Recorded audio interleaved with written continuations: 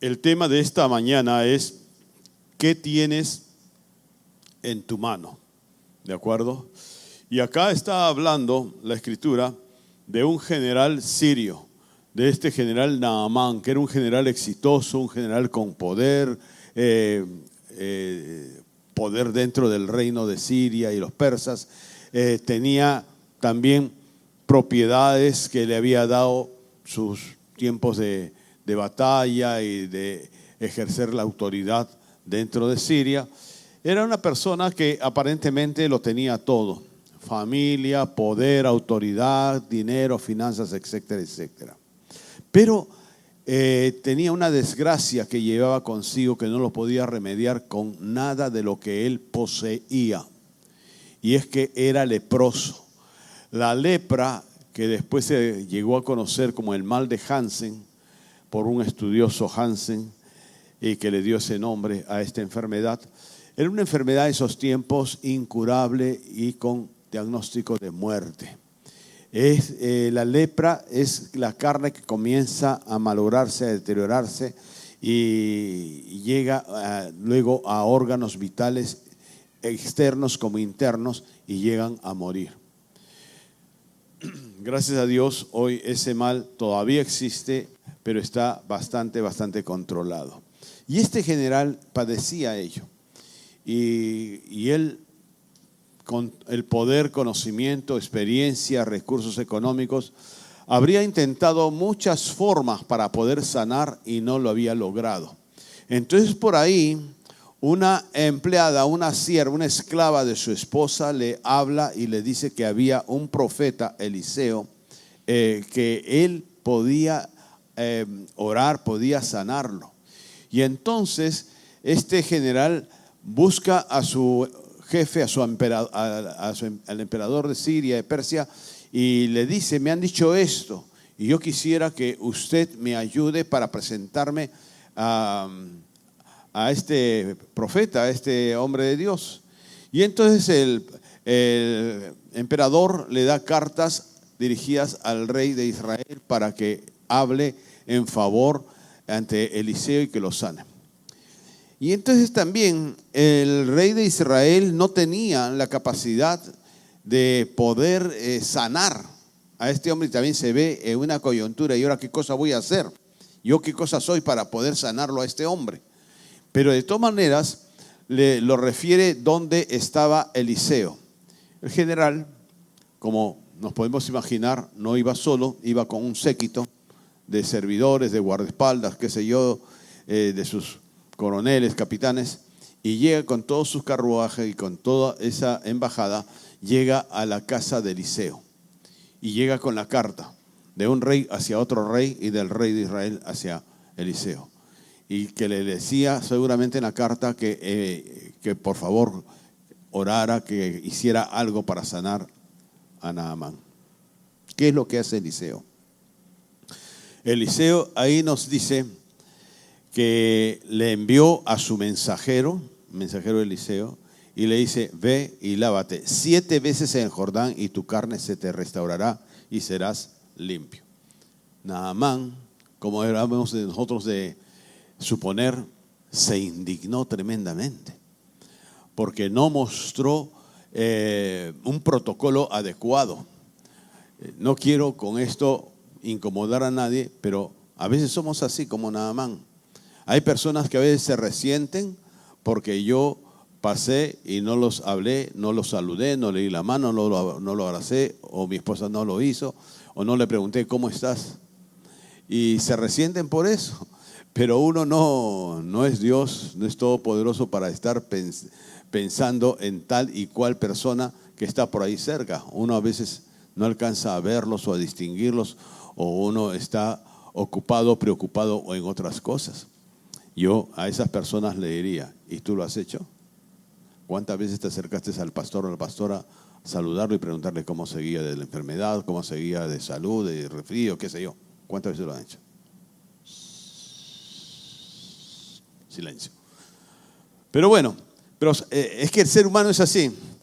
Cuando nosotros estamos bien, todo chévere. Cuando estamos mal, uno quiere que todo el mundo adivine que todo el mundo sea profeta y que sepa que estoy mal para que vaya y me atienda a mí.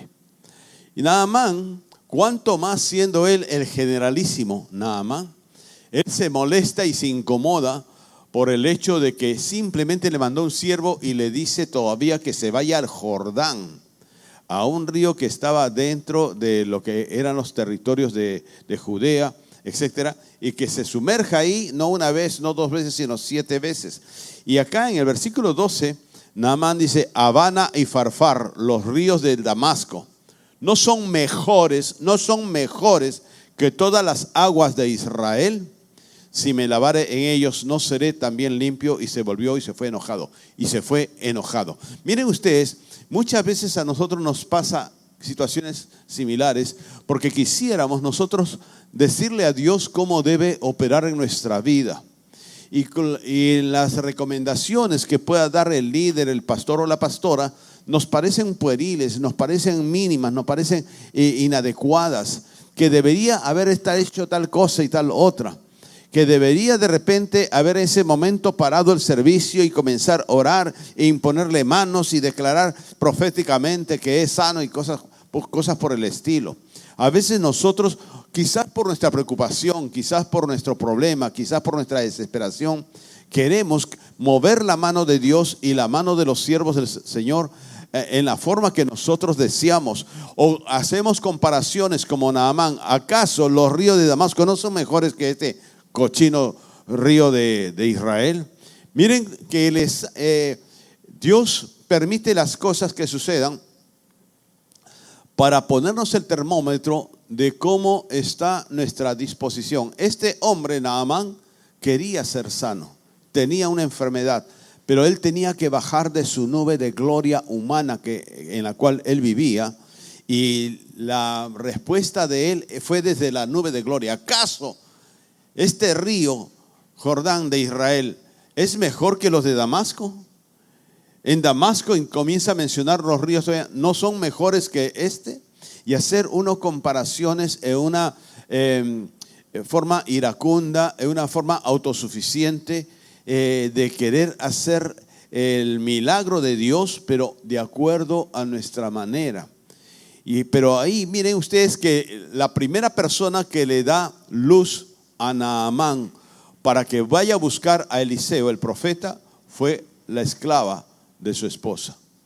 Y ahora quien lo va a desasnar, por decirlo así, a Naamán, son sus criados, que llegan a él y dice: pero padre mío, si te hubiese pedido otra cosa más difícil, ¿no lo hubieras hecho? Entonces, ¿qué te cuesta, cabezón, ir al Jordán y meterte ahí? ¿Qué te cuesta? No cuesta nada.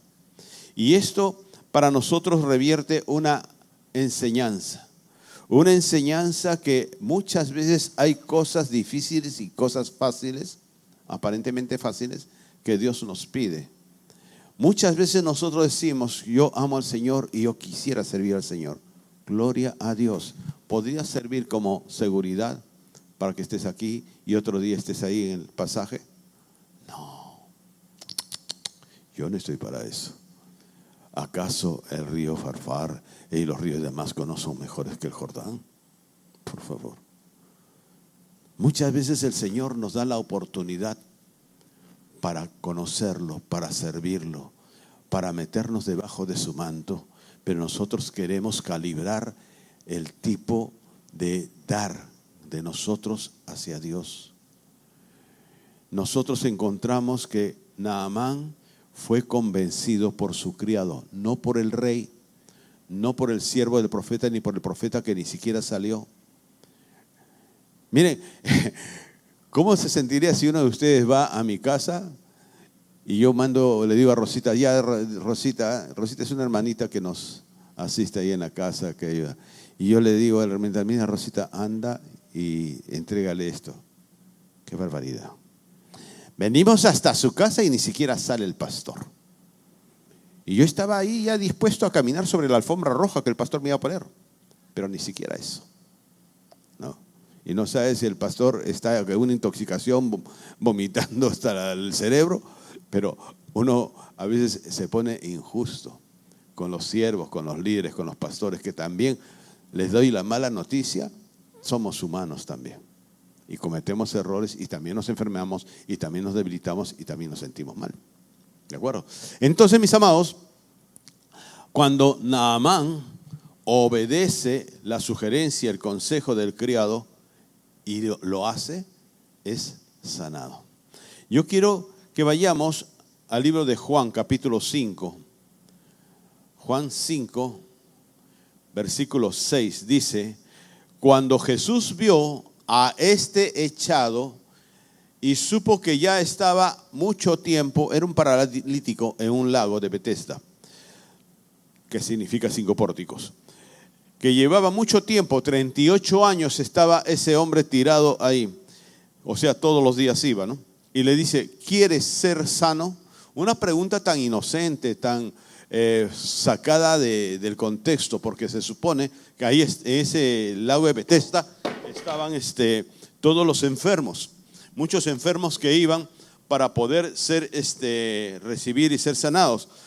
Y que le pregunte a ese paralítico que no se podía mover, que estaba en un camastro: ¿quiere ser sano? Lógico que quería ser sano, ¿de acuerdo? Pero ¿qué sucede? Dice ahí, sí, Señor, quiero ser sano, pero no tengo hombre que cuando el agua fuere revuelta me meta en el estanque, porque entre tanto que yo vengo, otro antes de mí ha descendido. Jesús le dice: levántate, sal de tu lecho y anda. Y luego aquel hombre fue sano y tomó su lecho y anduvo. ¿De acuerdo? Este hombre podríamos hacer una ligera referencia o comparación con Naamán. Naamán estaba esperanzado en que su sanidad iba a venir, porque el profeta iba a salir, iba a orar, iba a imponerles manos, iba a escupirlo, iba a hacer algo con él, lo iba a bañar en aceite, algo esperaba que hiciera el profeta, pero no se dio eso, y él quedó un poco decepcionado y que entonces no iba a poder ser sano.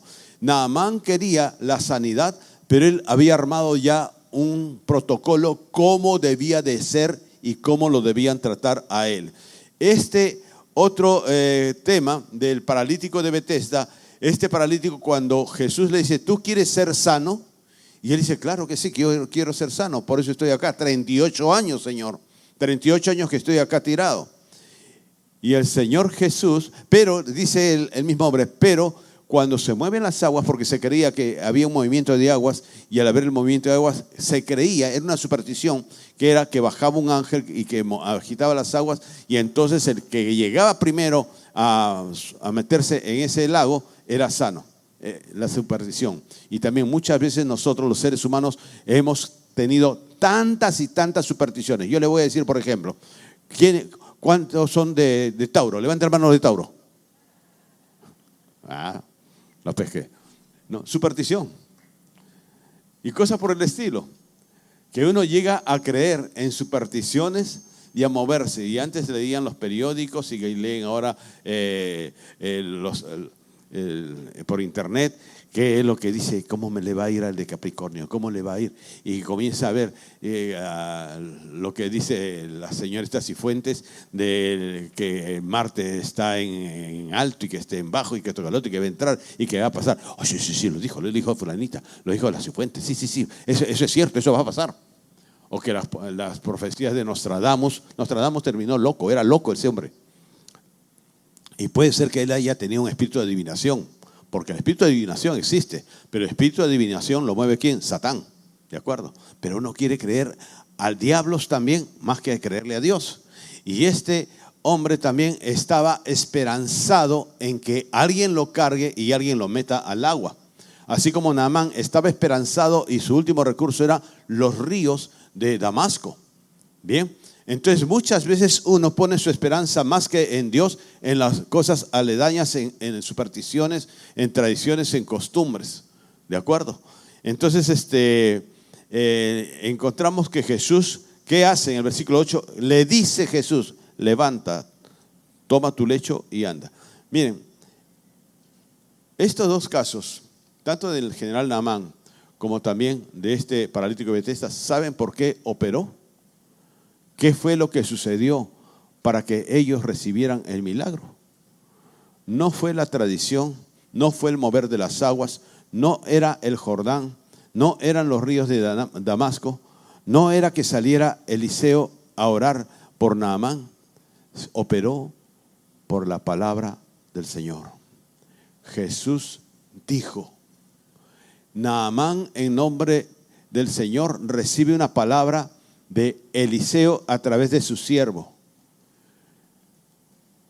Eliseo, para soltar la palabra y decirle que vaya al Jordán y que se meta 7 veces, él eso lo ha traído, lo ha recibido del Señor, de Dios. Y él agarra y se lo dice a su siervo y le dice, ve y dile al general que esté en la puerta tal cosa para que él lo haga. No fue el siervo, no fue Eliseo, fue la palabra desarrollada del Señor. Lo mismo también sucede en la época actual. Una vez viene una hermanita que tenía poco tiempo, parece que venía acá, y bueno, su líder que se llama Poncio Pilatos, creo, porque vino la hermanita y con su hijito y me dice, pastor, sí, había terminado el servicio, tenía poco tiempo en la iglesia. Y me dice, mi hijito que tiene esto, que tiene aquí, que tiene allá, que esto, lo otro. Ya le digo, ¿y tú vas a una célula? Sí, voy a una célula. Entonces, ¿tienes tu líder?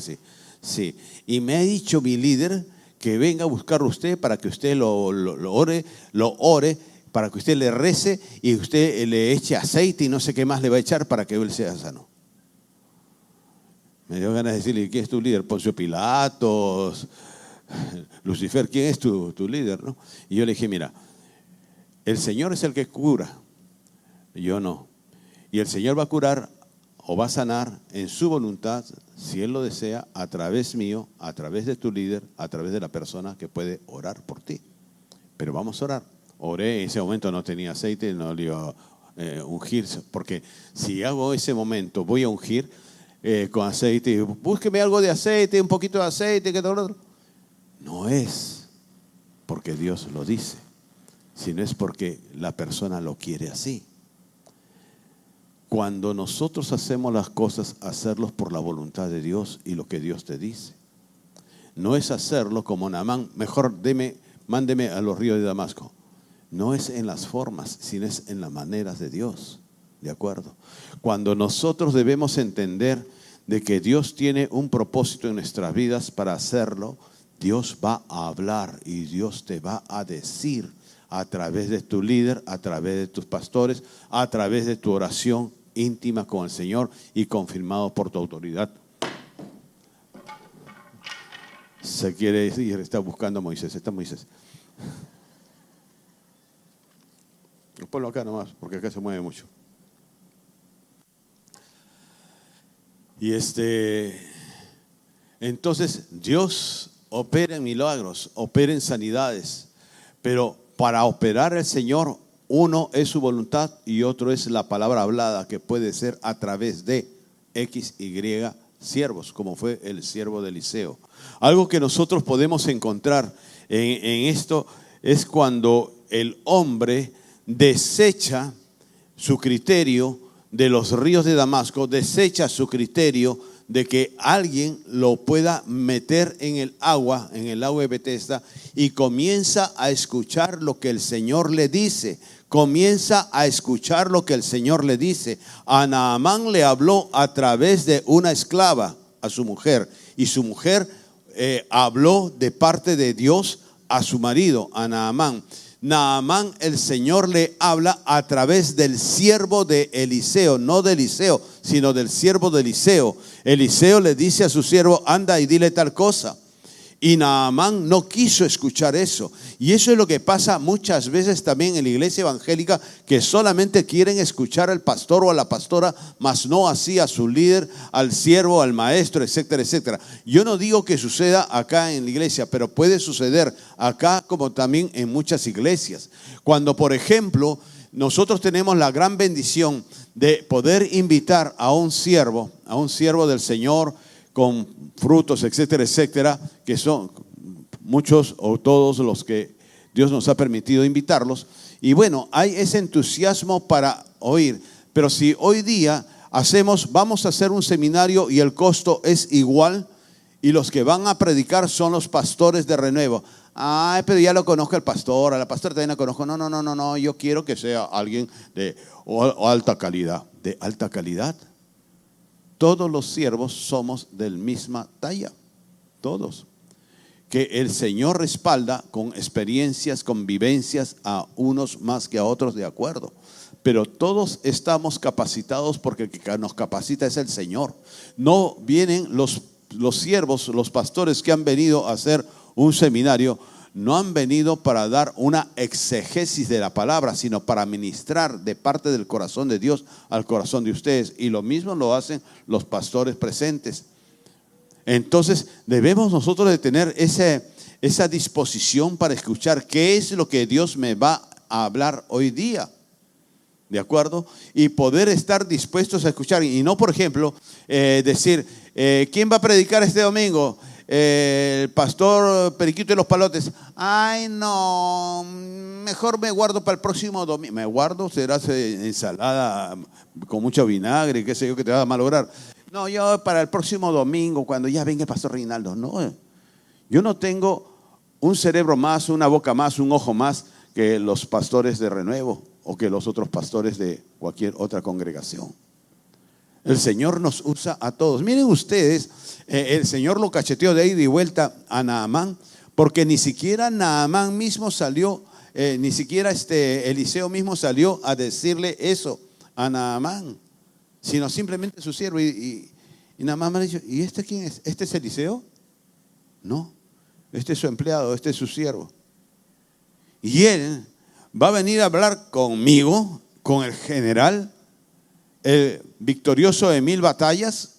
Él se atreve a hablarme a mí, decirme lo que yo debo de hacer, a decirme lo que yo debo de hacer, a decirme lo que yo debo de hacer. Cuando un ujier te dice, hermanito, por favor, no se guardan sitios, así que levante sus cositas ahí.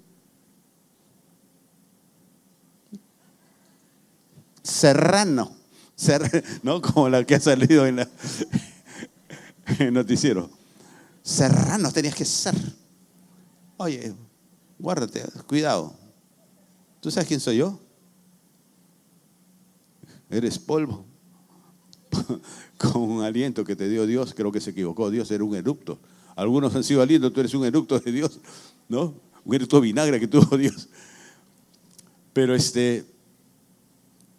muchas veces minimizamos a los siervos.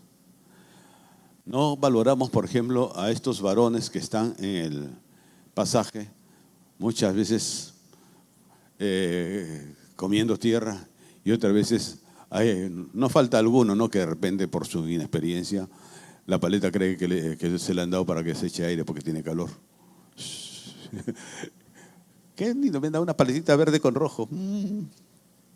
Bonitas están.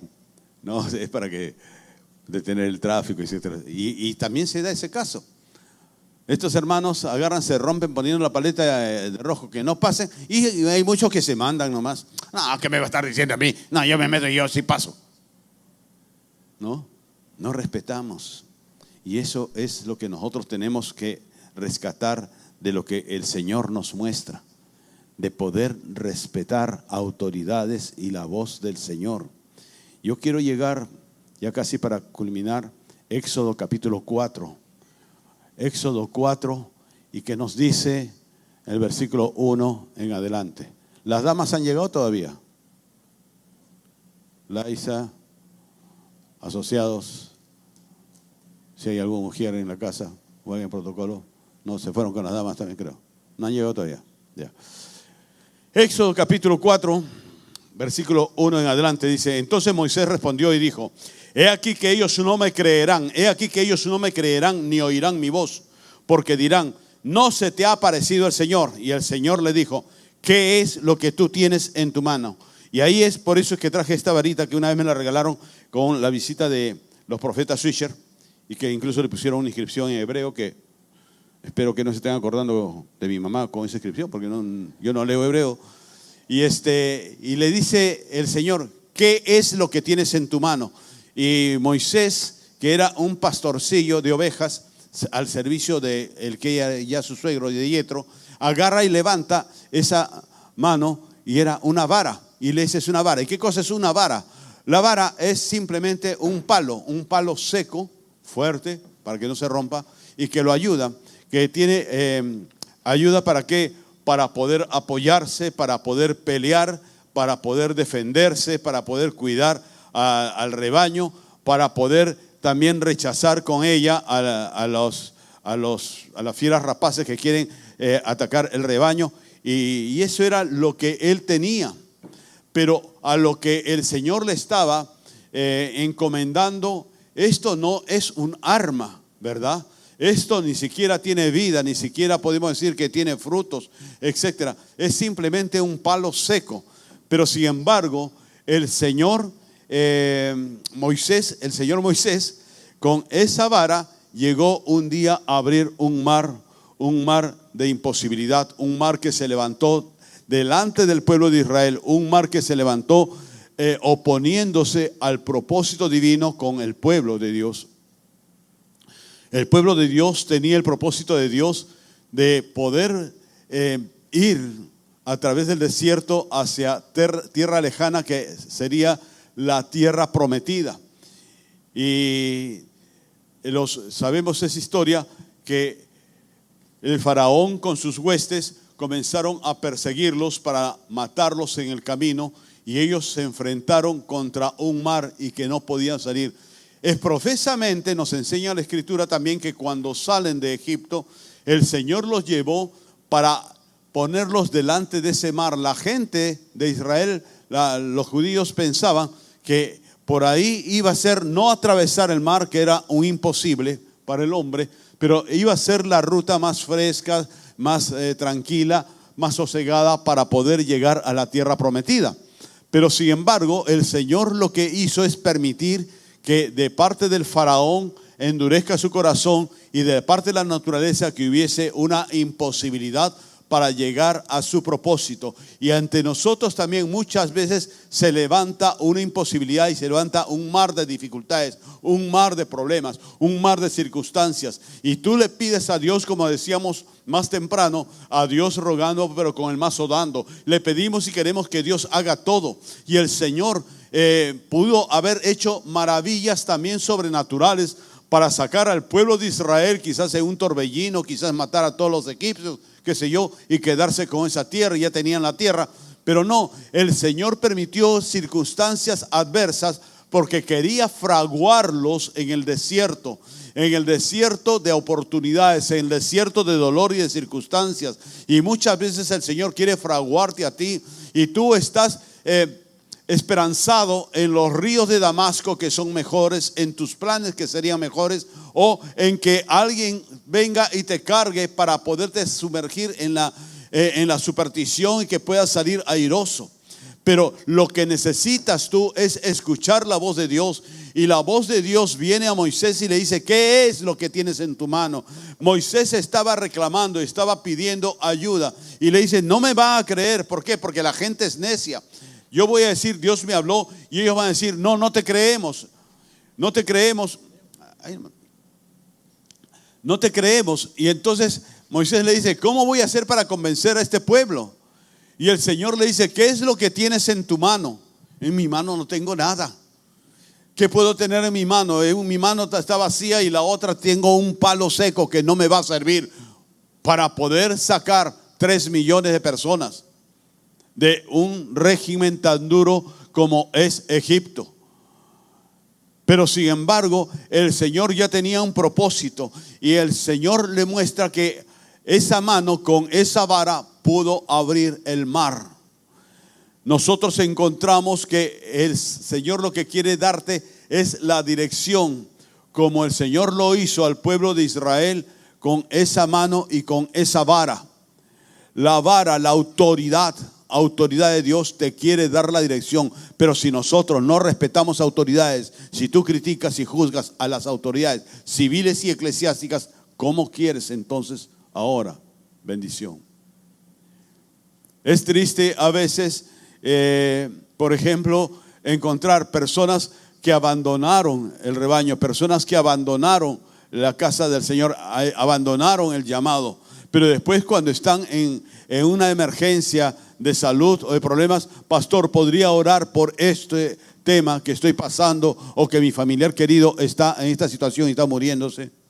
Yo, claro, oro por esas personas, pero más me provoca decirle, ahora sí te acuerdas del que abandonaste.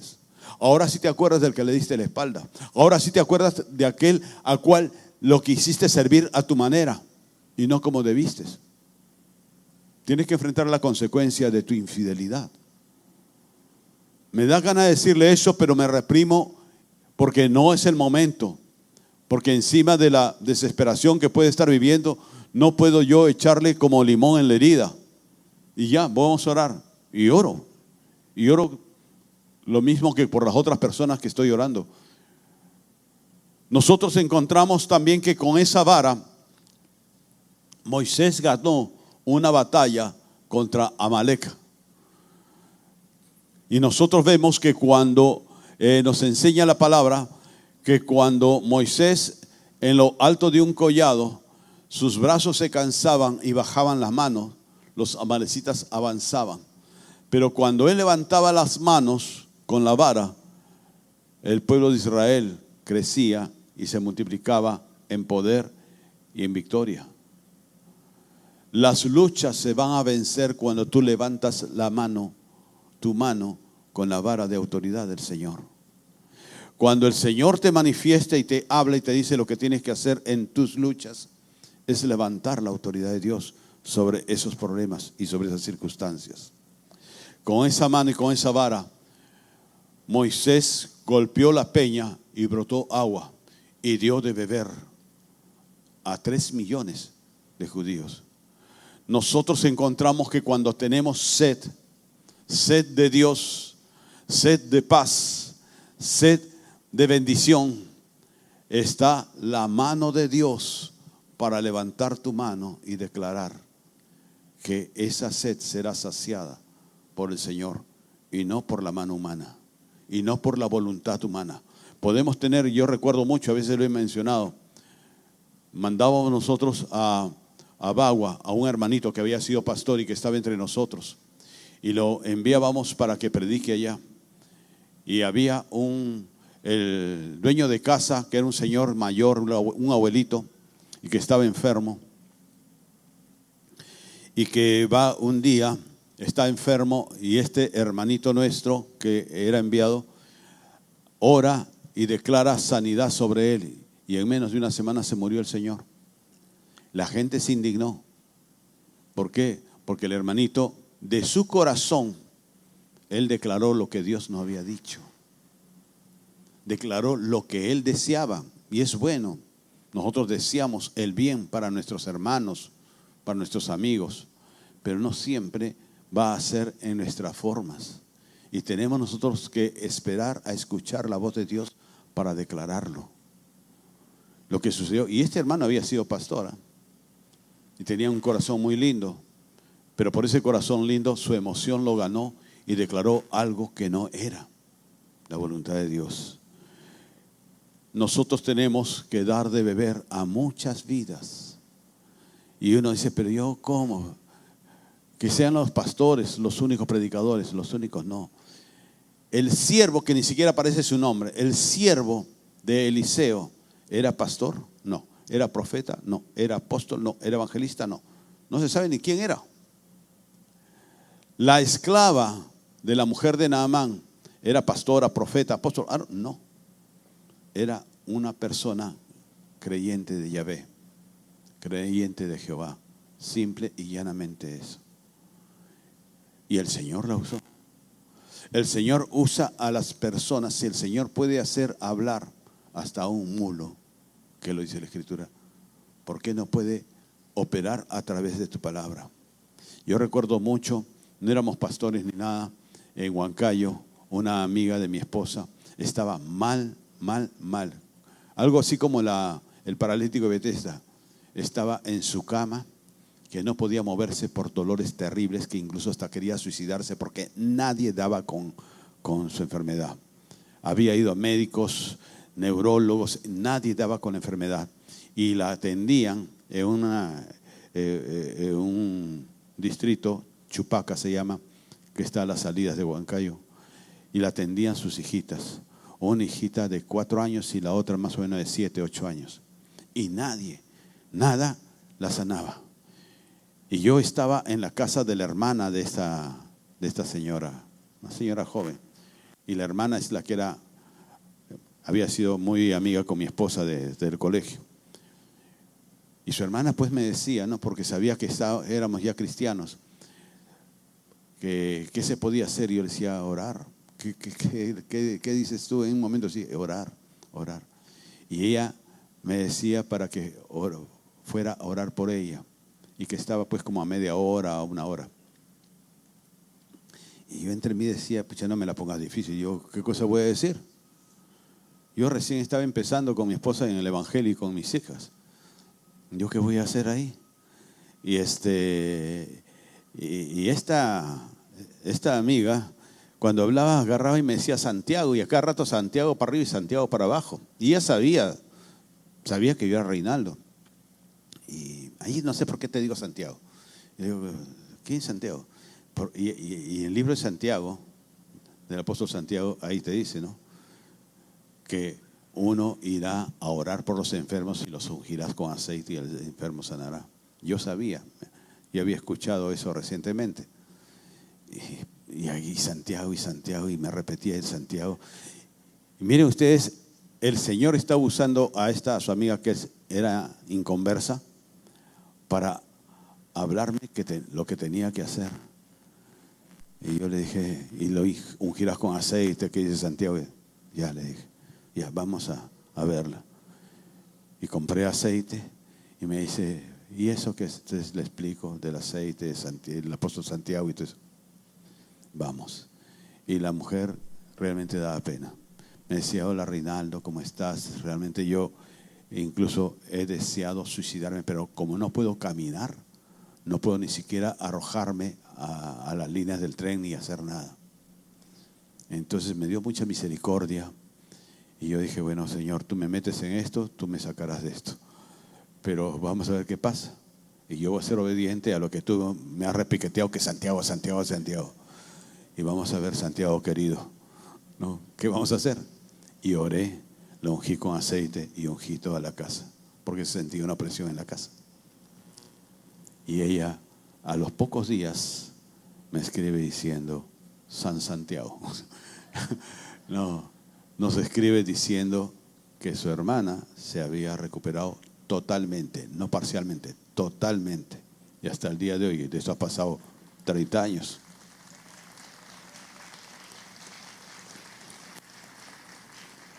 Yo en ese momento era el siervo del siervo del siervo. Yo no era apóstol, yo no era pastor, yo no era predicador, yo no era exegeta de la palabra del Señor. Simplemente escuché la palabra de Dios, que lo hiciera y lo hice. Y el Señor sanó. Entonces, cuando nosotros estamos buscando un milagro, no busques lo rimbombante, que se hagan truenos y centellas y que venga una voz de trueno que te va a decir, levántate que tú eres sano, ahora. Puede suceder así, como también puede ser con un silbo apacible y tú recibes. Lo importante, ¿sabes cuál es el kit de este asunto? Lo importante de esto es 2 cosas: la voz de Dios y uno, que seas fiel. Quiero concluir con algo. Mateo 25, 23. Mateo 25, 23.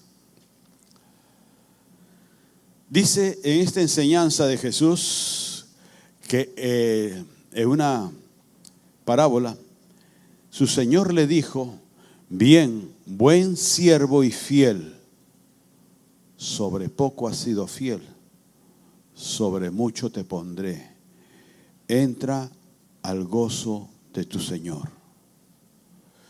Cuando tú eres fiel a Dios en lo poco, Él te va a poner en lo mucho. Nosotros queremos serles fiel cuando saboreamos y recibimos lo mucho, Pero no nos gusta pasar por el forjar, como dice la pancarta de este año. No nos gusta pasar por el proceso, no nos gusta pasar por lo poco. Queremos siempre usar la vara de Moisés, no para levantar la autoridad, sino para que nos sirva de una garrocha y dar un salto hasta el púlpito y ser los encumbrados que estamos hablando. El otro día escuché un video del pastor Fabio Ubierna, que estuvo acá, en la cual tiene un podcast en el cual le hacen preguntas, y que había uno que le dice que cómo podía estar seguro de su llamado de pastor, que él quería ser pastor.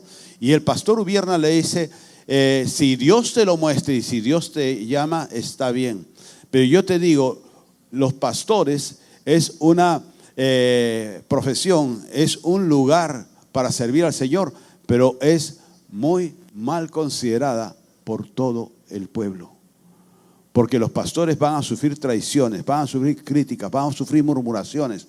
Le van a juzgar hasta de la ropa que se pone y lo que no se pone.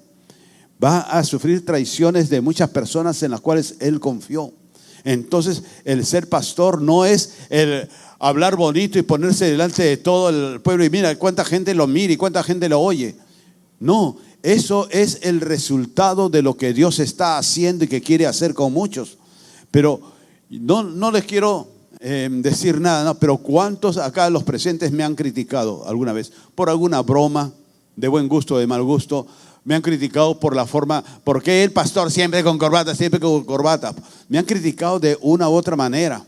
No, es que el pastor, cuando yo digo, por ejemplo, a los jóvenes, déjense de estar viendo películas de terror, porque ese es un espíritu. No, es que el pastor ya es extremista, es legalista. Eso es el pastor, pero yo soy diferente.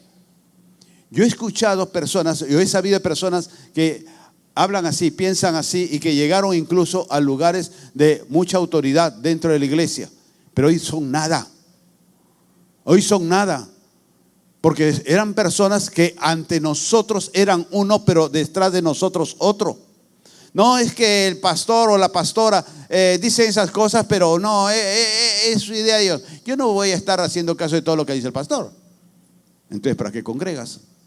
Se supone que el pastor es la cabeza de una iglesia que habla con Dios y el Señor le dice, haz tal cosa y haz lo otro y dile a la congregación tal cosa. Para poder predicar, yo le pido a Dios una palabra para poder darla y estudiarla y orar.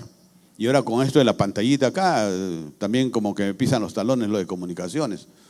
Porque las letritas de los versículos que salen ahí, yo tengo que darle qué versículos voy a tocar el domingo. Entonces yo le digo a Dios, ya, apúrate, antes me dabas los versículos el día, me dabas la palabra el día jueves o viernes, ahora me la tienes que dar del miércoles o martes. Y el Señor me da una idea y comienzo a buscar y ya se amplía más los días en los cuales estoy con la palabra para predicar. Yo no predico, hay algunos que incluso han dicho, no directamente, sino ahí lo deslizan por ahí, sí, pues el pastor ahí en el púlpito me la mandó. Mis amados, ustedes vienen acá 700, 800, 900 personas y yo me voy a poner a predicar y buscar una palabra para que le arda a uno. ¿Y qué de los otros 699 o 799? Sería torpe de mi parte, ¿verdad? Lo que sucede es que si te cayó, ráscate, toma clorotrimentón, dexametasona para que te baje la alergia. Pero si te tocó, pues. Sino que a uno no le gusta que la palabra lo confronte a veces a uno, ¿no? ¿Verdad? Entonces, Dios cuando habla, como a Naamán, que no le gustó que lo mande al Jordán, ¿qué cosa quiere decir? Que no me baño. Porque dice 7 veces todavía, no cree que estoy limpio. ¿Cuántos les digo ahora? Vamos a hacer acá un río Jordán y todos vamos a bañarnos. No. Pero algo que nosotros debemos entender, mis amados, es que cuando Moisés mismo, él se consideró que él no tenía ninguna autoridad. Y ojo que él había sido criado y formado en la corte del faraón. No era cualquier cosa, no era un improvisado, ¿de acuerdo? Saulo de Tarso había estudiado a los pies de Gamaliel. Era fariseo de fariseos, conocedor de la palabra. Pero sin embargo, él ante el Señor se anonadó. Moisés le dijo, no me va a creer, ¿quién soy yo?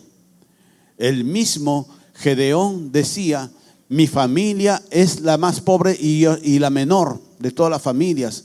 ¿Quién me va a hacer caso? Cuando uno se anonada, como decía el otro día en las Escrituras, que nos enseña de la fortaleza, etcétera, etcétera, que cuando uno se reconoce débil es que cuando eres fuerte. ¿Por qué? Porque lo que entra ahí a tallar, les vuelvo a decir, es la palabra del Señor, escuchar la palabra de Dios, y otro, la fidelidad. Cuando uno es fiel, tus manos, mírate tus manos, hay que lavarlas, hay que limpiar las uñas, hay que cortar las uñas. Varones, otra cosa, a veces se me disparan los churumbeles por otro lado, pero yo sé que acá no hay, ¿de acuerdo? Pero muchas veces hay varones que se dejan la uña larga o las uñas largas. Se ve bonito la uña larga, pero ¿por qué usas esa uña larga? No seas cochino. Anda a la audiometría para que te laven el oído y sale. Y si tú quieres algo más rústico y más cómodo, aquí el hermanito Manuel Lévano, el sonidista, se le ha comprado una máquina de poder para lavar con fuerza, con una pistola para lavar y te puede poner ahí y te lava el oído. Pero nada de estarse dejando la uña larga nada de estarse, jóvenes no se molesten conmigo, nada de estarse poniendo aretitos, afeitándose las cejas. Ay, me salió un cañón acá. Teresita, préstame tu pinza. Ay, mira, se me ha crecido. Eso parece de los que, ¿no? Viven en verano con el lado chorreado.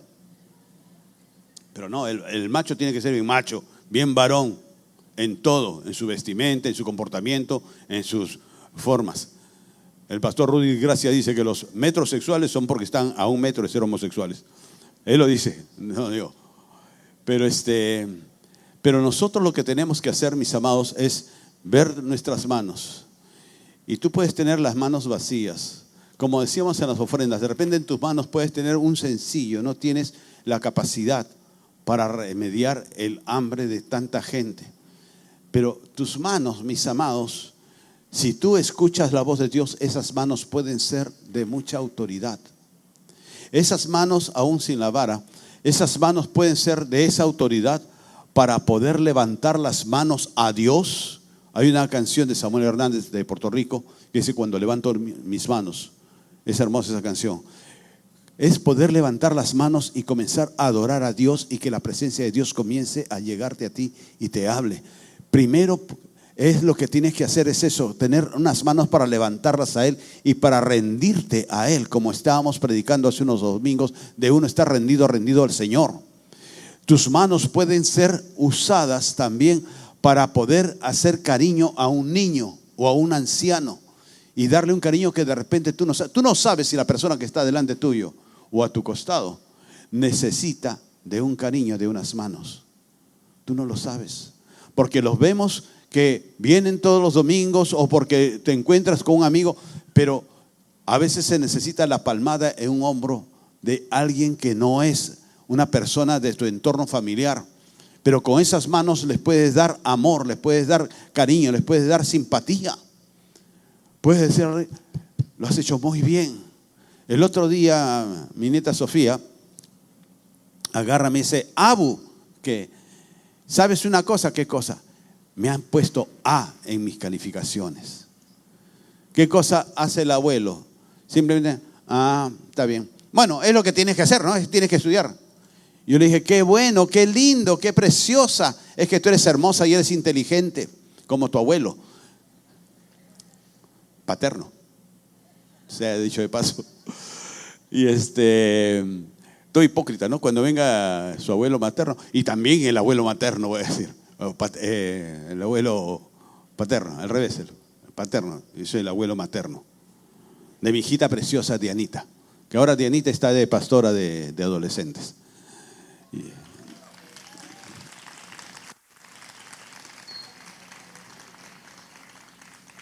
Pero miren ustedes, de los niños tenemos que aprender mucho. Yo muchas veces me he gozado de un dibujito mal hecho de unos niños o de una niña o de un niño no tienen una calidad artística, pero yo me gozo. Incluso mi esposa está ahí desesperada, me ha metido a vivir ahí con nosotros a 2 personas más, que son los pintores. Ya tiene 27 días, 28 días creo, y no se van. Y no comen ahí, creo que ayunan, no sé qué hacen. Pero y está pintando. Yo le digo, pero ¿para qué tanta pintura? Hacemos un mural, invitamos a nuestros nietos, invitamos a los amigos para que vengan y que hagan acá sus dibujos. Está loco, me dice. Porque esos dibujitos que se denotan tracitos tiernos y burdos, toscos algunos, pero son cargados de amor, ¿verdad? Tú ves que esas manitos puedan dibujar no una obra de Miguel Ángel, no una obra de Salvador Dalí, pero dibujan algo que les invita a su corazón a hacerlo. Y eso es amor, eso es ternura. Y tus manos te olvidaste con esas manos a darle amor, simplemente estirar, dame, dame, dame, dame, pero dar tu amor. Para poder recibir, extiendes la mano con la palma hacia arriba. Pero para poder dar, tú tienes que ponerlo con las manos hacia abajo. Y es lo que no nos gusta, dar. Muchos queremos cosechar donde no hemos sembrado. Muchos queremos reclamar que nos den, pero sin nosotros poder dar a otros. De poder dar amor, de poder dar cariño, de poder dar un abrazo a alguien. De buscar un anciano, una anciana, si no tenemos un abuelito, una abuelita en casa, y hacerles la vida agradable, aunque sea por un minuto. Y decirle, usted vale mucho, usted es una eminencia, yo lo amo a usted, amigo, hermano, lo que sea. Nosotros tenemos nuestras manos y nosotros podemos decir como Moisés, pero yo, ¿cómo me van a creer? Nadie me cree. Y el Señor te dice, ¿qué tienes en tus manos? Él tenía una vara, pero tú, ¿qué tienes en tus manos? Y en tus manos tú tienes el poder del amor, el poder de querer abrazar a alguien y hacerle sentir el calor de un cuerpo amigo, de un cuerpo de un hermano. Es decirle, tú vales mucho, tú eres una gran bendición. De poder orar por una persona y ponerle la mano sobre su barriguita a un niño y orar por ese niño, orar por esa persona. También, por supuesto, que la mano tiene la autoridad para reprender una mala crianza y un mal hecho de una persona. Entonces nosotros tenemos que usar nuestras manos producto de lo que Dios te dice. Pero lo que vuelvo a repetir, lo que se necesita es que uno sea fiel. Hay personas que son visitantes esporádicos en una congregación, llámese cual se llame la congregación, y creen que son cristianos con eso. Eso no es ser fiel. Eso no es estar con el Señor todo el tiempo para alimentarnos y para servirlos, para hacer algo. Miren ustedes, hay un toldo ahí que se está soltando, porque este toldo lo están reparando Manuel Ébano, Anthony Jaro, los chicos del staff que salieron un día, y ellos sacrifican un tiempo de su vida cotidiana para poder estar arreglando los toldos y luego va a pasar a pintar los postes. Pero ¿cuántos dicen, pastores, yo quiero colaborar con un día de trabajo, yo vengo a arreglar esto, o yo voy a dar cuánto necesitan, 50 soles, 100 soles, 200 soles, yo quiero apoyar con algo de pintura? No, pero es bonito pintarse de cristiano y decir, yo soy creyente, soy cristiano de Misión Apostólica Renuevo, la iglesia más grande de Trujillo. Yo soy el siervo, yo soy el líder, yo soy el ministro. Pero no nos gusta a nosotros dar en silencio, como lo hacen estos chicos, estos adolescentes de staff que los saqué. Ellos no reclaman nada. Ellos ni siquiera, muchas veces se quedan sin comer y ellos no reclaman comida. Y más bien eso es lo que con mi esposa estábamos viendo también, con nuestras hijas, de poder darles un menú, de poder darles una comida a ellos. Pero ellos no lo piden. Pero muchas veces nosotros reclamamos, pero está muy lejos la iglesia. Uy, el camino es difícil. No, está fastidioso. No, ya no voy. Ya cuando se arregle la pista, ahí iré. ¿No sabes que cuando se arregle la pista de repente estás muerto? Y ahí sí vas a decir, no, yo sí quería ir, yo sí quería recibir la palabra. Tenemos nosotros que volver a hacer nada. Tenemos nosotros que volvernos a meter en el vientre espiritual del Señor para decirle: tú eres mi Padre que me sacaste de la parte posterior del rebaño, para poder conocer que mis manos no están vacías, que mis manos están con la dirección y con la autoridad que viene de ti. Si tú eres fiel en lo poco, en lo mucho te va a poner el Señor, pero tienes que ser en lo poco.